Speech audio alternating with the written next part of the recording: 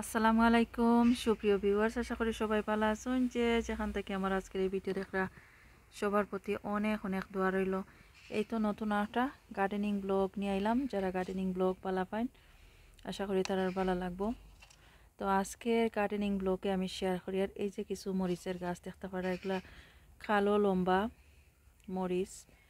তো এই মরিচের কয়েকটা গাছ আছে এখানের মাঝে দেখতে পারা, এগুলা অনেক পরে আমি লেটে লাগাইছি। কয়েকবার লাগানোর পরে আসলে এই গাছগুলো আমার ভালো রয়েছে, আর কয়েকবার আরও আগে লাগাইছি। তো আসলে গাছগুলা নষ্ট হয়ে যায়, হয়তো একটু পানি বেশি হয়ে যায় অথবা খুব ঠান্ডা, এই কারণে গাছগুলা নষ্ট হয়ে যায়। যাই হোক, এই গাছগুলা বাঁচি গেছে এই বছর। তো আলাদা করিয়া আর নিছি না, কারণ অনেক ছোটো ছোটো আছিল। এই কিছুদিনে এগুলা একটু একটু বড় হয়েছে। তো বেশি ছোটো থাকার কারণে আমি এগুলো আর সেপারেট করছি না। বেশি ছোটো থাকলে আবার দেখা যায় যে গাছগুলা মরি যায় সেপারেট করলে। তো একসাথেই আমি এগুলা গার্ডেনের টবের মাঝে দিয়া দিব, যেহেতু এখন মে মাসের শেষের দিক। তো আমি আর চাইয়া না এগুলা সেপারেট করিয়া একটা একটা করিয়া ছোটো ফটের মাঝে দিতাম, আবার গার্ডেনের টবে দিতাম, এরকম না। তো সরাসরি আমি গার্ডেনের টবের মাঝে এই গাছগুলা লাগাইয়া নিব। তো লাস্ট ইয়ারের একটা গাছ আমার বাঁচি গেছে। তো এখন দেখাই আর লাস্ট ইয়ারের গাছ। এই যে দেখতে পারো একটা গাছ কালো লম্বা কাঁচামরিচ, আর এই যে নতুন করে পাতা বাইরর লাস্ট ইয়ারে গাছ আমি ঘরের ভিতরে রাখছিলাম। সবগুলা গাছ আসলে ফালাই দিছি, দুই তিনটা রাখছিলাম। তো বিড়ালে আসলে এই টবগুলা উইন্ডো সেল দিয়ে ফালাইয়া ভাঙ্গি লাইছে, শুধু একটা গাছ রয়ে গেছিল।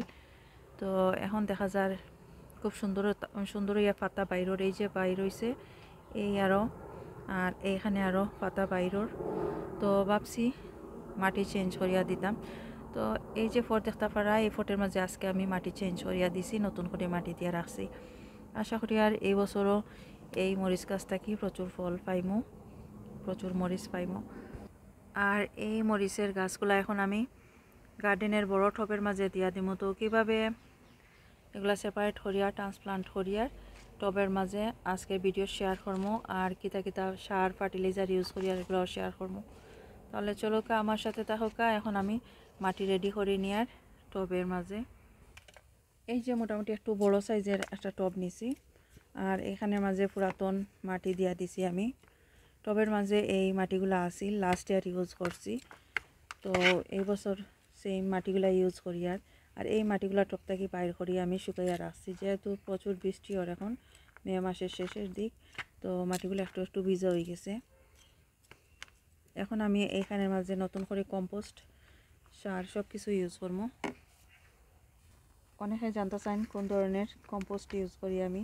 তো আসলে যে সময় যেটা থাকে ওই সময় ওই কম্পোস্ট ইউজ করি। তো আজকে আছে উইক্সের মাল্টিপারপাস কম্পোস্ট, এই যে প্যাকেট একটা। আর এই যে ফার্মইয়ার্ড ম্যানোর, এগুলো উইক্স থেকে আনা ফার্মইয়ার্ড ম্যানোর ইউজ করবো। এখন দিয়ে আমি মাল্টিপারপাস কম্পোস্ট, কিছু ফার্মইয়ার্ড ম্যানোর, এখন দিয়ে দিব কিছু এগশেল, এগুলা শুকনা। তো এভাবে পান দিয়ে আমি দিয়া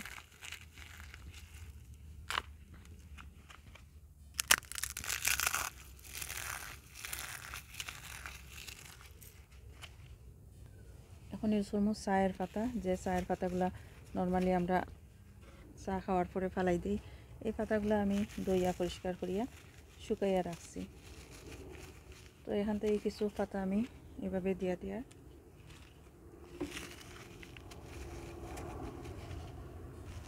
আর এই যে চায়ের ব্যাগ, এই চায়ের ব্যাগও ইউজ করা যায় এই কম্পোস্টের সাথে। তো আসলে আমি এগুলো দিয়ার না এখন।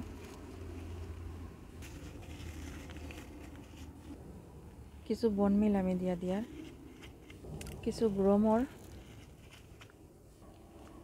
অল্প কিছু এপসম সল্ট ইউজ করি, আর অল্প কিছু আমি চিকেন ম্যানুর দিয়ার। মাটির সাথে আমি কম্পোস্ট সার যা যা দিছি সব কিছু ভালোভাবে মিক্স করে নিয়ে আর এখন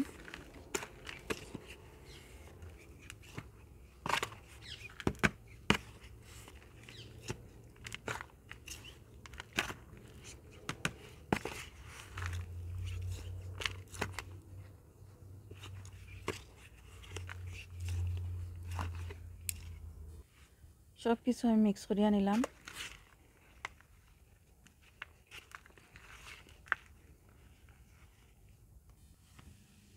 এখন এইখান থেকে কিছু গাছ আমি উঠাইয়া নিমু, আর দিয়ে এইভাবে করলে উঠি আইব, কারণ গাছগুলো এত বেশি বড় হয়েছে না।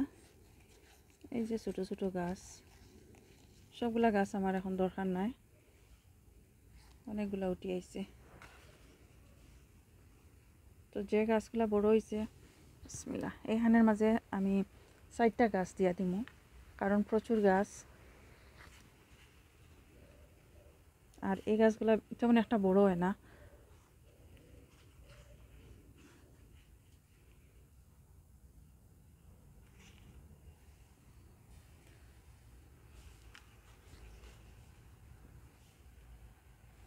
চারটা গাছ আমি এখানে লাগাইমু, আমার মনে হয় 4টা এনাফ হইব।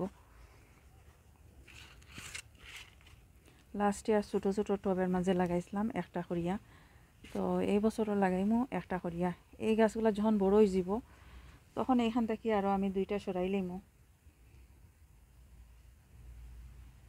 যদি মনে হয় বেশি হয়ে গেছে তাহলে 2টা গাছ সরাইয়া অন্য জায়গাত লাগাই লইমু। আর এখন এইভাবেই থাকবো।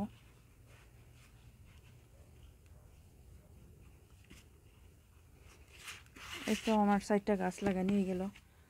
আর অল্প একটু পানি দিয়া দিয়ার, কম্পোস্ট ভিজা, মাটি ভিজা, এভরিথিং ভিজা, অল্প মাটি দিয়া দিলাম। আর গাছগুলা এভাবে রাখি দিমু। আর 2 সপ্তাহের মাঝে কোনো ভিটামিন, ফার্টিলাইজার কোনো কিছুই দিতাম না।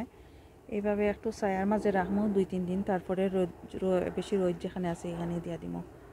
আর এখন একটু ছায়ার মাঝে রাখি দিমু, যেহেতু এখন গাছ আমি ট্রান্সপ্লান্ট করিয়া নিছি। আর বাকি কিছু গাছ রয়ে গেছে, এই গাছগুলো আমি আরও বড় সাইজের পট অথবা ছোটো ছোটো পট আছে এগুলোর মাঝেও ট্রান্সপ্লান্ট করিয়া নিব। যদি ভালো লাগে আমার আজকের এই video, please like, share and comment করবা। যারা অলরেডি সাবস্ক্রাইব করছেন, থ্যাংক ইউ সো মাচ। নতুন যারা আছেন সাবস্ক্রাইব করি আমার চ্যানেলের পাশে থাকবা। ভালো থাকুক সবাই। এখানেই বিদায় নিচ্ছি, আল্লাহ হাফেজ। মাশাআল্লাহ, অনেক সুন্দর সুন্দর গাছগুলা, ধনিয়া পাতা অনেক সুন্দর হয়েছে। আর এই যে আরও কিছু নাগামরিচের গাছ আমি লাগাইছি।